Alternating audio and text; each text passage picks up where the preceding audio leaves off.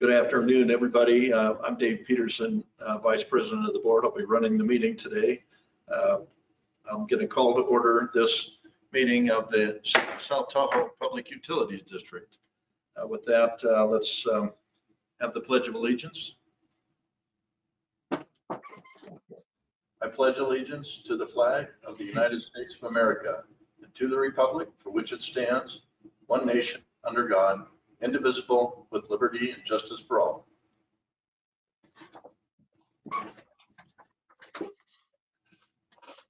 Okay, in this time period, we'll take comments from ratepayers. Is there anybody on the phone that wishes to speak?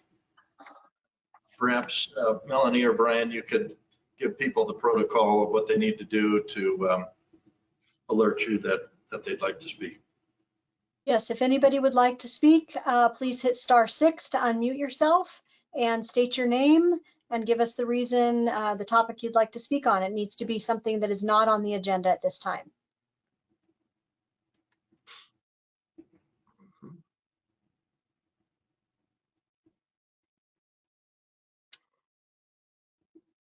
Very good. Sounds like we're hearing none. We will provide an opportunity to comment on agenda items. This early one was to any comments from you on things that aren't on the agenda, but later on as we get through the agenda, I'd like to offer the opportunity for you to comment. So are there any corrections to the agenda or the consent calendar?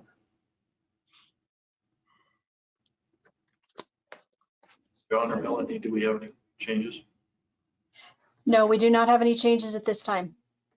Very good. Do we need yes. Do we have a motion to adopt the consent calendar? I'll make a motion. I'll second. Moved and second. Any discussion?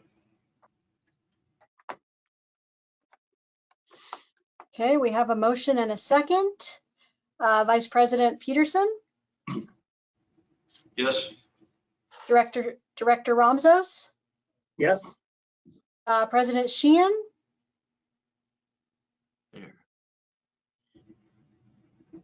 Telly, if you're there, you can hit *6 to unmute yourself.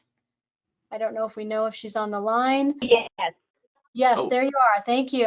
Director Exline?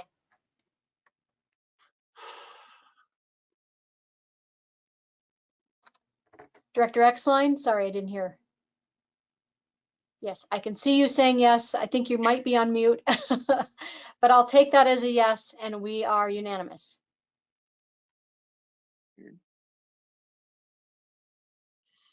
Okay, ready to move on. Okay, item 6A, item for board action, 2021 wastewater revenue refunding bonds. Paul Hughes. Yes, thanks, Dave. So today we're seeking board approval of resolution number 3166-21. So I mentioned a few board meetings ago that I was working on refinancing some of our older outstanding sewer fund debt. Specifically, we're working to refinance 3 state revolving fund loans and 1 installment sale agreement from 2011 that's with BBVA Compass Bank. The total amount of the outstanding debt that we're looking to refinance is approximately $7 million. And it carries interest rates from 2.7 to 3.65%. And so right now we have the opportunity to pay off this debt with a bond issuance, which comes with an interest rate not to exceed 2%. The current anticipated savings from this transaction is approximately $550,000, but we won't know what that exact number is until the bond sale closing date, which is currently anticipated for May 6, 2021. I think I mentioned this a while ago too, that another benefit of this transaction is we're rolling 4 outstanding debts into 1, which will reduce some of the ongoing administrative burden associated with the debt. And this will be helpful because we are expected to execute several more SRF loan contracts over the next couple of years. We do have some consultants on the line who have been assisting the district with this transaction. We have Scott Ferguson from Jones Hall, who is the legal bond counsel for the district. Rick Brandis from Brandis Tallman, who are the underwriters on the transaction, and Alex Handlers from Bartle Wells Associates, who's actually the longtime financial advisor for the district when we're pursuing new debt. So we're happy to answer any questions if there are any at this time.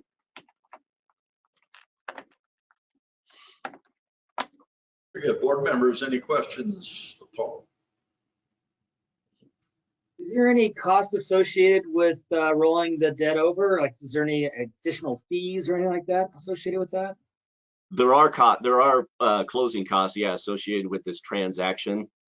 And it's approximately $140,000, but that's built into the overall transaction, then that is not part of the anticipated savings.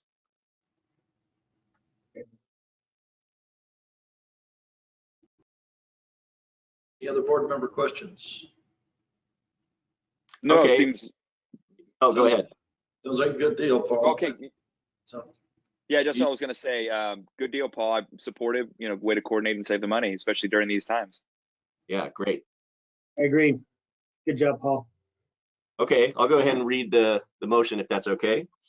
So staff is seeking approval of resolution number 3166-21, a resolution of the Board of the Directors of the South Tahoe Public Utility District, authorizing the issuance, sale, and delivery of $7,500,000 maximum principal amount of wastewater revenue refunding bonds and approving related documents and official actions.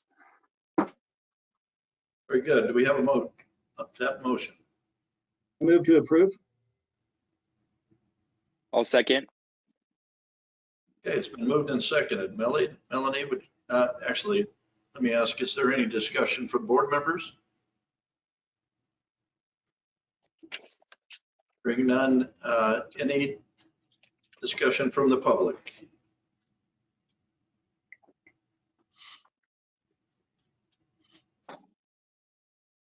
Melanie, Brian, are we getting any raised hands or anything? Nope, I don't see anything. No chats, no questions. Very good. Let's move on and call the question. Melanie? Okay, we have a motion and a second on the floor. Vice President Peterson, Aye? Director Ramzos, Yes. Vice President Sheehan, or I'm sorry, President Yes. Sheehan, Director Exline. Yeah. That motion passes unanimous. Very good. All right, let's move on to 6B. Approve payment and claims. Do we have there's no staff report with this. The payment and claims are listed in the agenda packet. Do we have a motion to approve the payment of claims? I'll move to approve. Thanks, Shane. I'll second. Thanks, Nick. Any discussion, board members? Members of the public?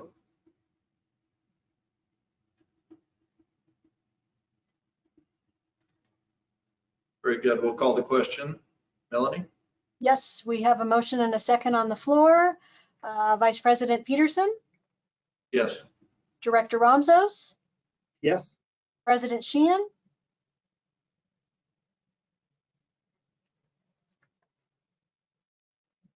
President Sheehan,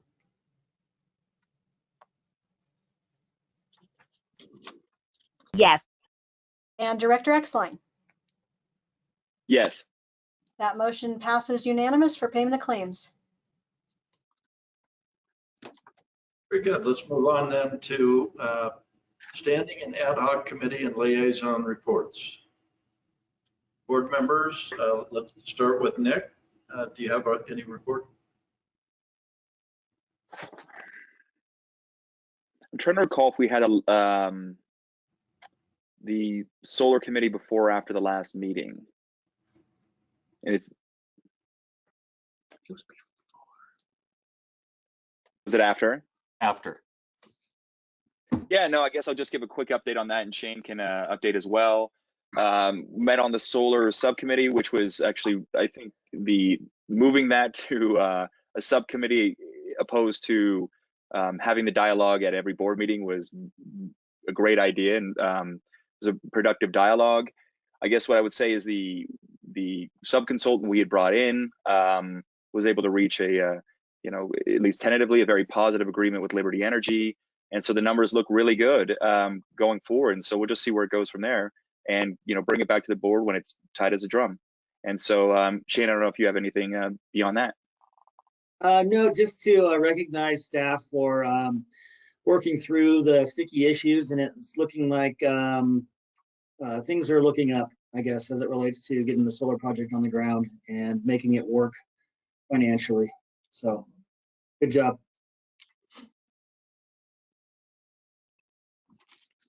Okay, any other board member reports? Kelly, do you have any report?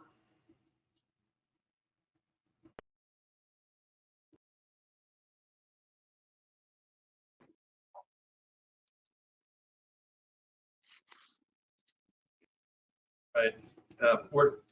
Kelly, if you're talking, you're on mute, so we can't hear you. So I'll fill in real quick. We had an ops committee meeting Monday of this week, 15th, and I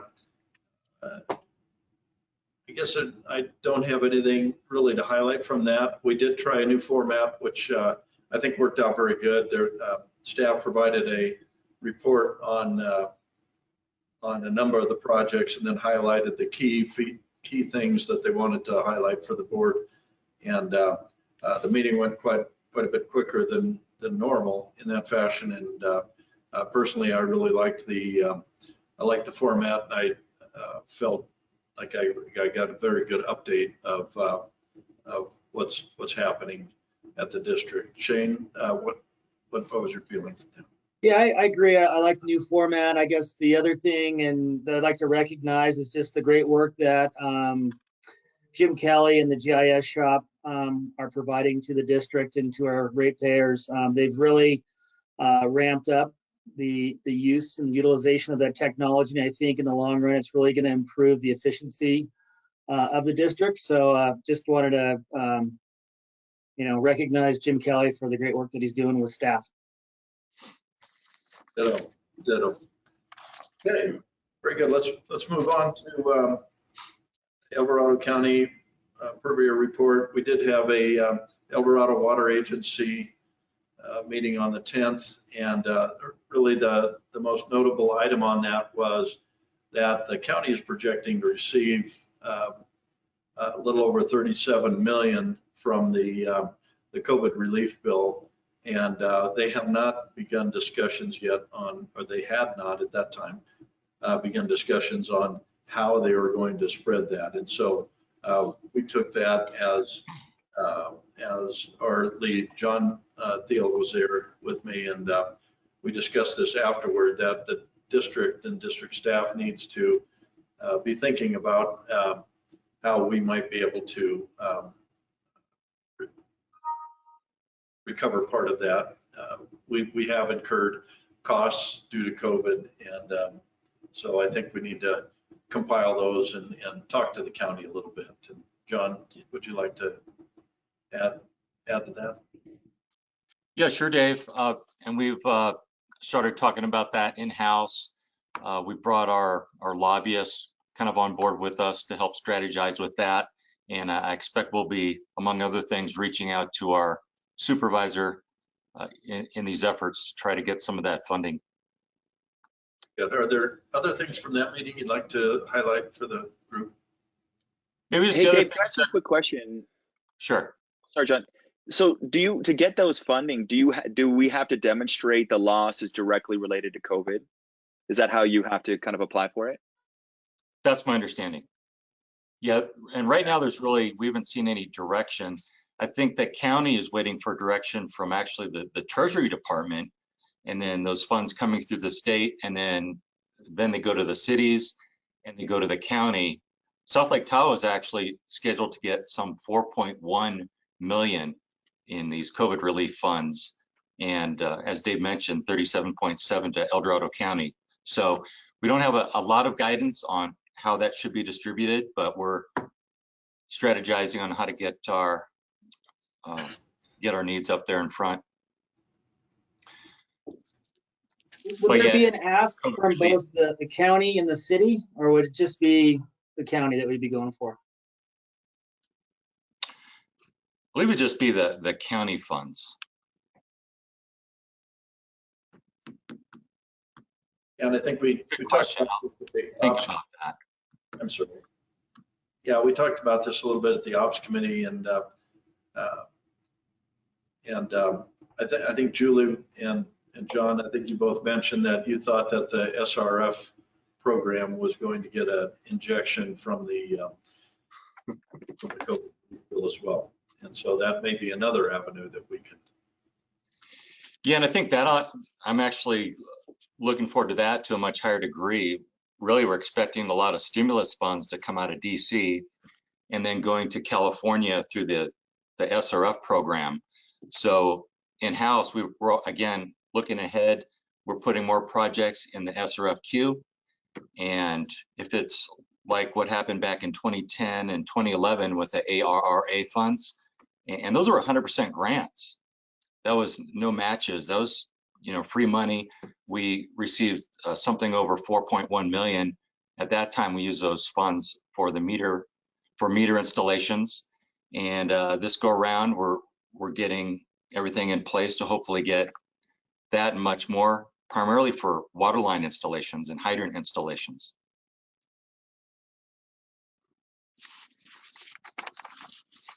Very good. Thank you. All right. Maybe only one other thing I wanted to mention on the water agency meeting is that the water agency has hired a lobbyist, someone to advocate for us both at the state and federal level. And we're working with their lobbyists and connecting with the California Tahoe Alliance Group and with our lobbyists in DC, ENS, just so we're all working together. Yeah, we did also talk about the possibility of the second coming of earmarks too, and the possibility of that whole program starting up. And there are limitations on it, but there was some discussion about getting prioritization of projects in front of our legislative contingent. Hey, John, and I apologize. I don't want to go too deep in the weeds, but I'm just trying to. I recall when we were doing the replacement, kind of the water line replacement schedule, that we were putting the priority on the water lines that obviously needed the repair immediately, but then also were servicing hydrants. And so, have we seen any kind of movement in the grant world or funding world for fire preparedness and looking to kind of look to couple those two things so that way we could kind of maximize on the need for fire preparedness to also replace our leakiest lines? Yeah, and this is coming, other than the stimulus funding, we're seeing some funding coming from the state, California itself, and through the climate resiliency bond that's being put together. And a piece of that, and again, we're advocating for this, is to include infrastructure for firefighting. So we see that as an avenue to get billions of dollars in bond funding coming forward. And again, water lines and hydrants being included in that bond funding. CAL FIRE just recently released, I guess, a request for proposals. They have 4 different categories, one of which is fire suppression, so we might want to look into that. And I think they are tapping into the CCI funds, the climate change initiative funds. So I'll share that with you, John, and just so you have an awareness of it. But there might be some money there for either that or even fuels reduction or things like that that might benefit the resilience of our infrastructure. Thanks, Shane. And Nick, I would add that, yeah, I see we're prioritizing those smaller water lines that we need to replace for fire flow. And of course, those are also tend to be those old steel water lines that are leaking so badly as well. Right. I mean, anything we could do to get grant funding to tackle both of those at the same time would just be phenomenal.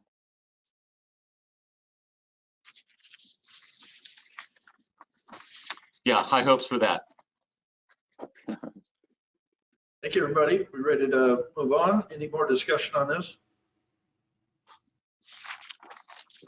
All right, very good. Let's move to the general manager's report.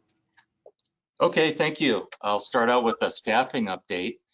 Our HR analyst starts on Monday. Her name is Dana Lincoln, and she comes to us from the school district. She's been there for 4 years and really great experience.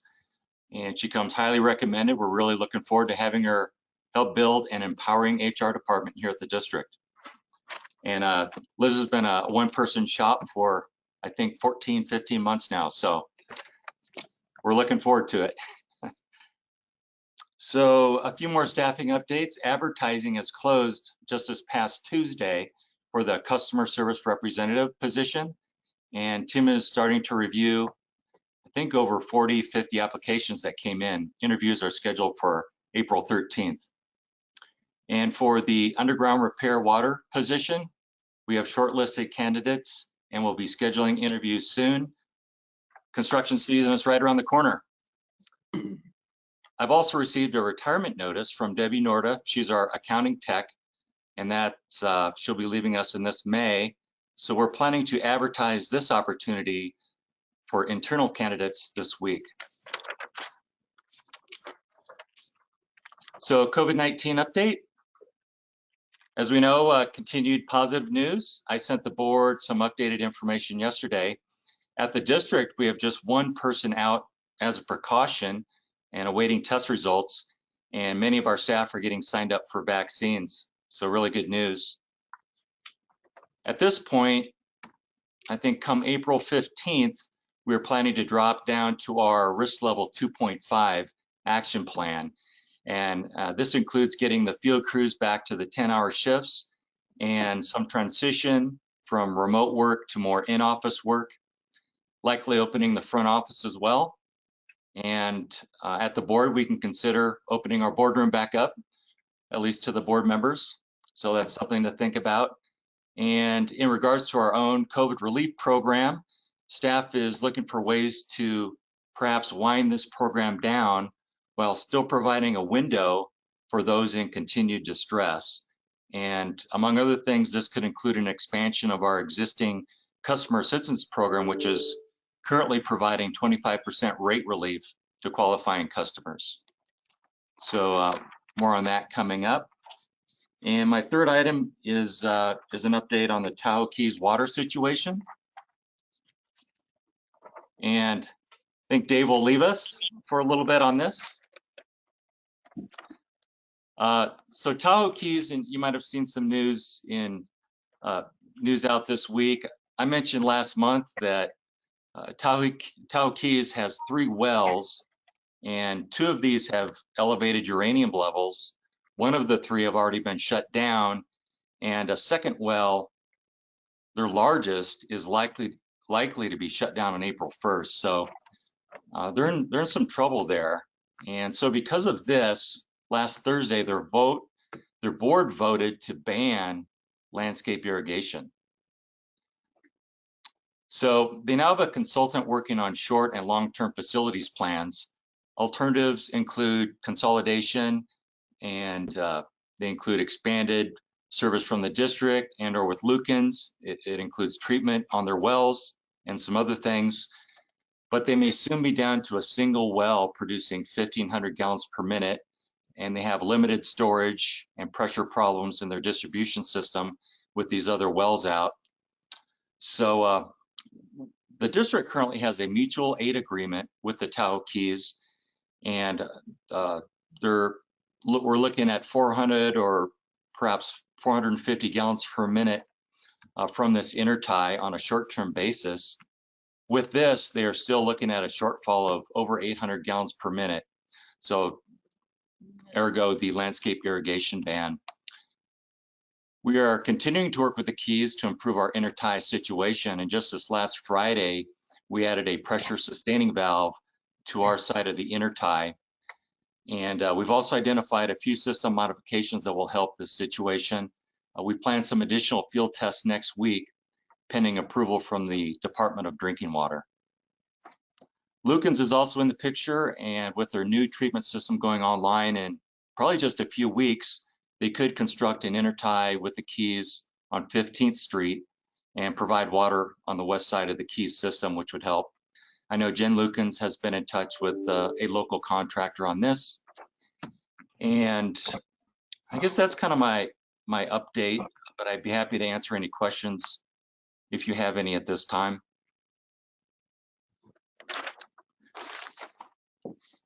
I guess I would say it seems relatively straightforward where this is headed. And so yeah, just curious as to as we continue with the long range planning efforts. I mean, it's relatively straightforward that I think Tahoe Keys is going to have significant issues to address their concerns. This existed even before these recent kind of issues, and so as the district takes on a greater leadership role, what's that going to look like? How's this going to unfold? And make sure that we're correctly planned for what seems relatively likely to take place. Right, and we want to protect our own ratepayers from incurring any costs for the Keys. Exactly, and you can kind of see it unfolding. So just these things take place over long periods of time, but just to make sure that we're being cautious of all those elements. Yes, sir. If there's nothing else, we can bring Dave back. I'll just say props to you and staff for trying to troubleshoot the situation. And I would imagine that the Tahoe Keys homeowners are appreciative of the efforts. So good job. We'll keep working with them. I was actually walking my dog on the Keys earlier this week, and there's a lot of turf out that as you walk through the Keys and external landscaping, and kind of as I was, as you kind of read this information and then as you walk around, it really started to absorb, kind of the changes they're going to see, if nothing more than landscaping in the very near future. Right. I need to run down there. I've texted Dave to go ahead and return. There he is. Okay, I'm back. Y'all done? Yeah. Very good. Okay, let's move to item 11, staff attorney reports. I guess Julie Ryan, or Ryan Lee, I'm sorry. Good afternoon. Can you hear me? Yes. Okay. I'll be giving a presentation on water leaks from 2020. Let me get my screen sharing set up here.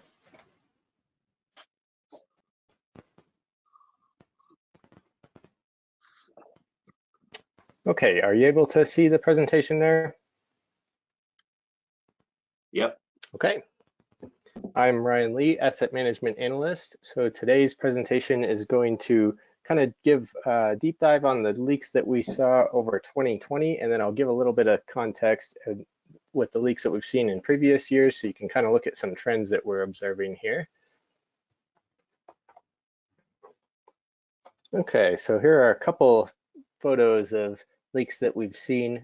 You can see some out on Meadowvale and Pebble Beach. So these are steel lines. You can see that leak on Ottawa actually shifted the asphalt up, kind of broke the road there. So we've got a few interesting pictures that are kind of fun to see of these things. But jumping into the leak summary for 2020, the way that we categorize our leaks are by the asset type. So we're tracking leaks based on 4 different categories, and those are going to be leaks that involve fire hydrants, leaks in meters, main line pipes or valves, and service line pipes or valves. And all of the data that we're looking at here in regard to our leaks come from our maintenance connection work order software. So our underground repair crew tracks all of their labor and any parts that they use and any costs that are involved with repairing these leaks. So we have pretty good records of these going back to 2009. That's about the end of where we have data that we're comfortable with. So we'll be looking at that today. In regard to the pipe material for 2020 leaks, approximately 90% of the mainline leaks were on older steel lines. And just for some context there, about 46% of our water system is steel pipe, and 85% of that steel pipe was installed before 1974. So that's where we see the vast majority of water leaks are on those older steel lines. And about 6% of our steel main lines have had at least one recorded leak on them since 2009. So one thing to keep in mind is that the leaks we're looking at today are the leaks that they're bad enough to surface and be repaired. So we know there are other leaks out in the lines that we're not aware of. And looking at the total leaks that we saw last year, between those 4 categories, we saw 163 leaks. The vast majority of the leaks are made up of these leaks on mainline pipes and valves and service line pipes and valves. We had a handful of fire hydrant leaks and only 1 meter leak last year, which is fairly typical for the previous 10 years and the data that we have. We don't see a whole lot of leaks on hydrants and meters. So it's pretty typical that the largest group are main lines and service lines. And geographically, you can see this map of where the 2020 leaks occurred. Again, the big categories of main lines are the little blue dots, and service line leaks will be the little green dots. So overall, the leaks were fairly spread out last year. We did see a couple clusters in some of our more common problem areas. You can see a little cluster of mainline leaks up in the Rocky Point neighborhood. Another cluster near War Road and Herbert Avenue. This is a real bad area that we see. We've got some of our worst pipes are in that area. We've got a little handful of mainline and service leaks in the Tahoe Sierra neighborhood, which is another thing that's fairly typical for us. We seem to see leaks around there each year consistently. And then a little cluster of mainline and service leaks out in the Burn area. So that's another area where we typically see frequent leaks. You'll notice that out in the Myers and Christmas Valley area, we've got a handful of service line leaks, but not a lot of mainline leaks. And the reason for that is that that area is primarily AC pipe, and we actually don't see a lot of water leaks coming on our AC pipe. So that seems to be in pretty good shape in that regard, and that's reflected in the data that we have. And here you can see a breakdown of our water leaks by month. So this is a fairly typical trend that seems to correspond with everything that we have tracked so far, is that the winter months we see relatively few leaks, and then it really kind of spikes up in the summer months. So on this chart, you can see that 70% of our leaks occur between May and October. And that's pretty typical. We had a bigger October this year than we have had in the past with 24 leaks. So that's a little above our average, but not too far out of line.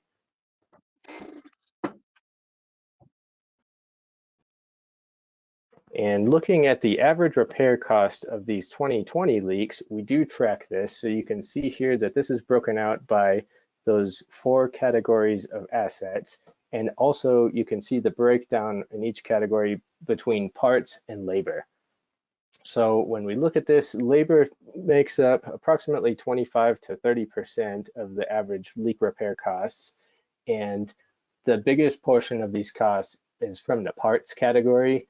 And the biggest items in the parts category tend to be asphalt patching and our hourly equipment rates for any trucks or tractors that we have out there doing the work. So you can also see here that the main line leaks and service line leaks are substantially more expensive, and that asphalt patching and working in the street is a big reason for that. Typically, those main and service leaks require more digging and more work in the street, whereas fairly often our hydrant leaks are kind of on the stub nearer to the hydrant, and they're a little easier to work on. Same thing with the meters there. So comparing 2020 to the previous years, going back to 2009, you can see this kind of charts. Again, it's broken out by those 4 categories, but you can see that the total leaks, going back to 2009, we did see a couple years where the total was trending upwards, and then we had a couple years during the drought where we saw considerably fewer leaks. And during that time, we also had a pretty drastic cut in our production numbers, and it seems like a lot of that was also due to the local and statewide public outreach efforts and regulations, where people were Water conscious water use was at the forefront of everybody's mind during those years, and we saw that correlation between our leaks and some of those system demands. So that's one thing that we're looking at. We did see that it spiked up in 2018, and 2019 was our highest year on record just for number of leaks. And then last year came back down to 163 leaks, so somewhat in line with the non-drought years that we had observed in the past.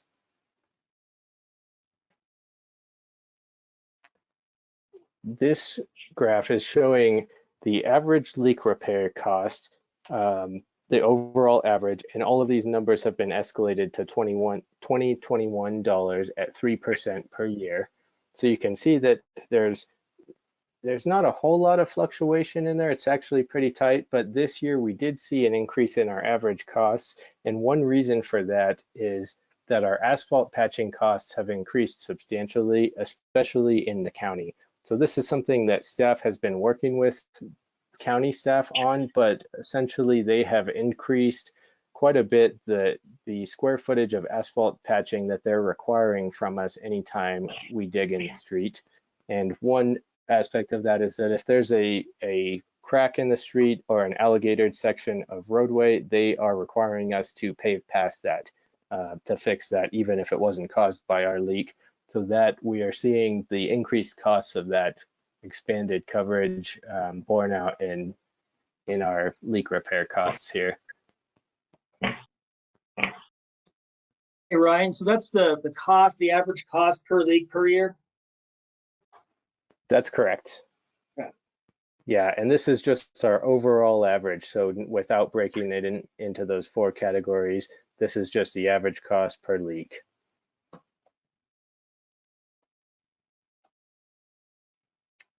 Okay, and then this one, we're looking at our total cost of leak repairs by year. So this again is based on the work orders that we have, and it's just the total cost of repairing every leak that occurred during these years. Again, these numbers are escalated at 3% per year to 2021. And this graph looks a lot like the graph that shows the total number of leaks. And so the main driver of annual cost is definitely just the number of leaks that we're out there repairing. So as we see more leaks, we see that borne out in additional costs. And you can see that 2019, once again, was our most expensive year on record with that highest number of leaks that we've seen yet.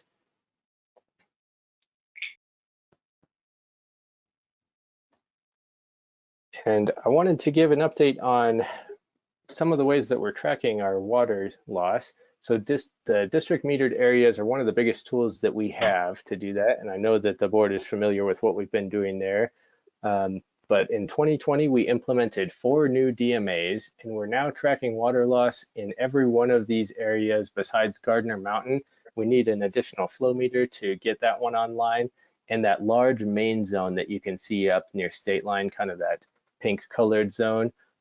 So that the main zone is too large to give us meaningful data on where the water loss is occurring.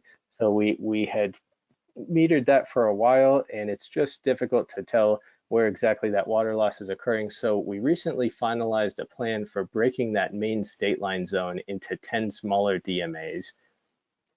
So this is the proposal that we have for what that DMA breakdown would look like in that big zone.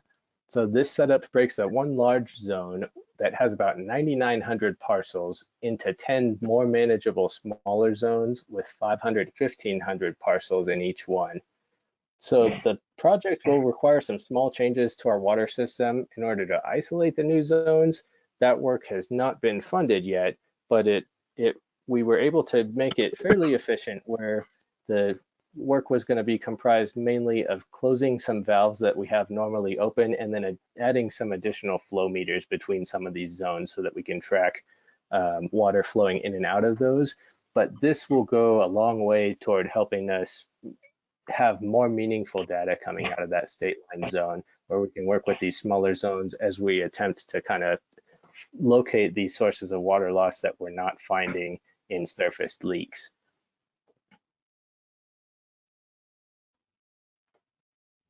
So our next steps that we have, we've been working with an AI software from a company called Baseform. And Baseform considers our system layout, they have all our leak history data, and they can consider pretty much endless factors and help us analyze that data, and everything is able to be displayed graphically in GIS. So one of the big areas that we've been working with them on and that we've been finding useful information in is for planning our waterline replacement CIP programs. And one of the considerations is as we move from completing our fire capacity based projects into looking at identifying some projects afterward that are more condition based, this tool has been really helpful in helping us to kind of see where our worst pipes are and what their future predictions for leaks are. And so there's some great data we've been able to pull out of that. We've also seen that with the fire capacity and projects that we've been doing over the last couple of years, there's some overlap where a lot of those projects have to do with old undersized lines that are also some of the worst lines in our system as far as leaks are concerned. So there is some overlap between those projects. So luckily we're taking out some of the worst projects with or worst pipes with those fire projects. But we are looking at identifying some other project areas that are based on condition rather than just age alone or undersized lines or something like that.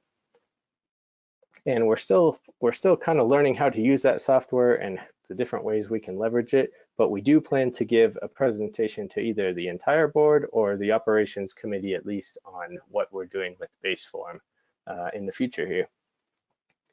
And then again, pursuing ways that we can lower our water loss. We're looking at using satellite leak detection from a company called Utilis. And it'll probably be, we have that planned for 2022, but we're excited about the results that we're hearing from other utilities who have used Utilis, and we're hoping that that will be an effective way for us to find some of these leak areas where the leaks are not surfacing. Seems to be the technology is coming along and they think that they can be helpful to us up here. And so we're excited about that. We've had mixed results with acoustic leak detection up here in the past. So this will be kind of a new road we're exploring.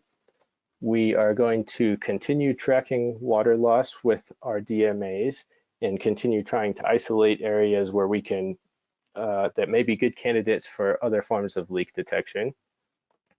And we are currently developing, in line with the DMAs, a production and flow meter calibration program, which will allow us to calibrate the meters that give us information on production and flow between those DMA zones.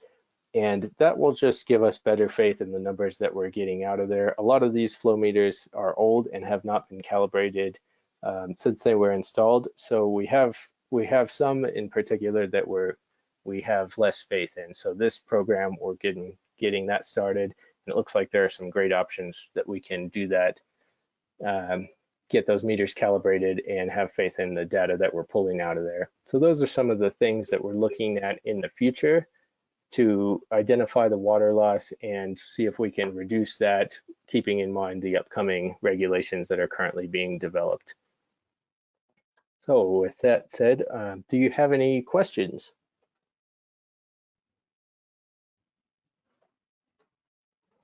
Hey, Ryan. Yeah. So as I was looking at your presentation, there was a clear correlation between leaks and season. So you could, to some degree, draw another conclusion that there's a correlation between leaks and outdoor irrigation, which is kind of the logical bump you're seeing in the summer months versus the winter months. And so for kind of systems longevity's sake, is there any avenue or again, for kind of systems longevity, is there a benefit to kind of continue in our efforts or expand our efforts to get people to utilize outdoor irrigation water less, the turf buyback, examples like that? Just try to get your thoughts. Yeah, that very well could play a role. It's what we've found looking into the different things that can cause these leaks to spring up is that it's fairly complicated. Some of the big things that we see a lot are that, you know, it may not be related purely to production. And we've looked at that too, and the correlation wasn't as strong as I thought it would be between just total production and the frequency of leaks. And it seems like what's coming out of the industry as one of the big impacts on this is changes in pressure. So one thing that we've looked at, and all of that can come into play too as you have those sprinkler systems coming on at weird times. But one thing we're looking at is pressure management across the system. And the latest thinking is that that can play a huge role in extending the life of these pipes and preventing these leaks from springing up. So there are some different technologies out there that measure real minute pressure variations in those lines, because they're saying that even these, that they call them pressure transients, and that these things that, you know, pressure changes that happen over milliseconds can really impact the life of a pipe. So that's one of the things, one of the big things we're looking at. But I think the increased usage definitely seems to play a role. And during the summer months also, we're having, you know, a lot more flow going different directions. And I think the landscape irrigation is certainly a large portion of that. And Ryan, do you have any estimate of how many gallons of water have been lost to leakage? We have, I know that Steve has done all the water loss calculations, and I would estimate that most of that is due to some type of leakage. One of the things that we're kind of trying to implement is we're trying to come up with a reliable way for our crew to estimate the flow on these leaks that we're actually seeing, just so we can kind of have some context for what we might not be seeing. But right now, I know that our water losses are way more than they should be. And keeping in mind, again, what the state regulations are shaping up to, what it looks like they're going to ask us to do, we've got quite a ways to go. And I think that it seems to me that the leaks that we're looking at in this analysis, the 163 leaks that were identified and repaired in 2020, are a smaller portion of our total water loss than you would think. So I imagine that most of the water loss due to leaks are the leaky pipes that we're not aware of. So that's why one of our big goals moving forward here is to pursue different ways of finding those leaks.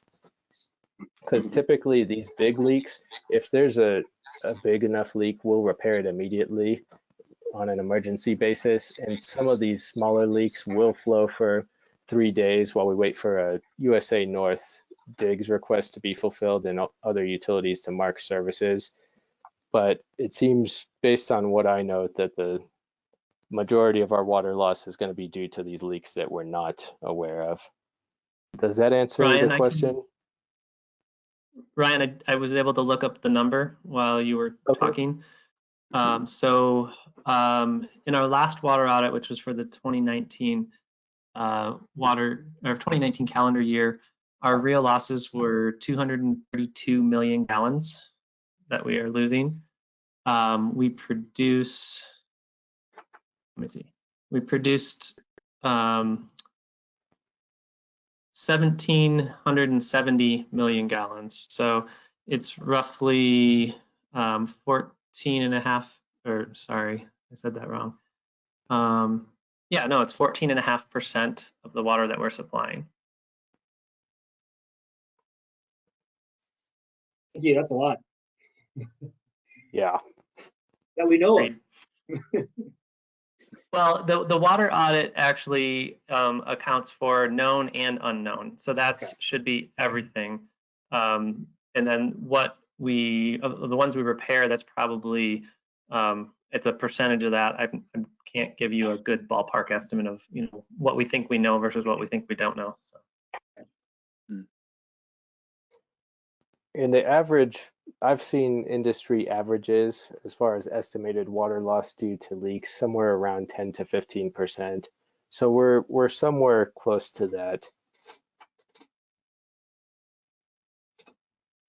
Thank you.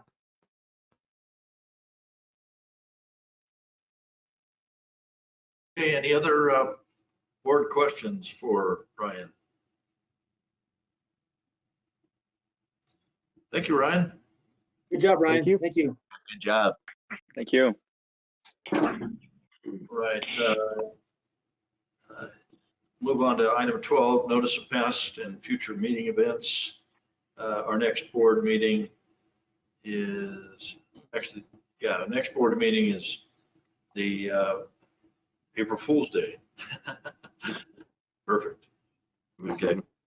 And And we're still trying to get a budget workshop scheduled, which will be the following week. But we're still not certain if it's going to be April 6th or April 7th, but we'll let you know as soon as we can. okay, very good.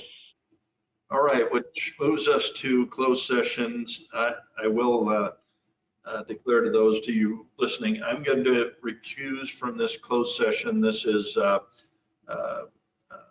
conference with labor negotiators for both management and stationary engineers, Local 39. I have two nephews that work for the district, and they're potential beneficiaries of that negotiations. And so I'm going to recuse from this closed session. So staff is going to let me know when they're done, and then I will return to adjourn the meeting. So thank you, everybody. Signing out.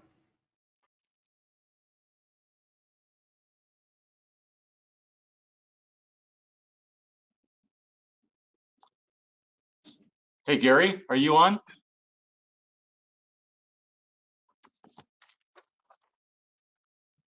I wanted Gary to perhaps help us with the report out of closed session. Yeah, he's not rejoined at this point. Okay.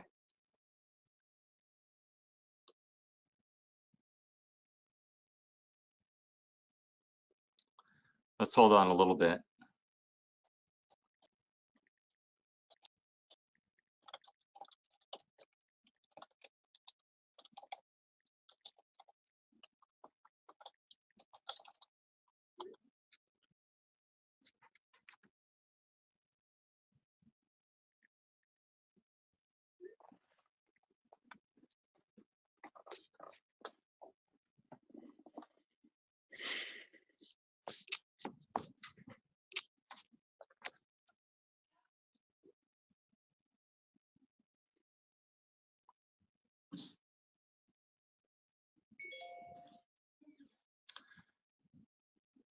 Gary says nothing to report out of closed session.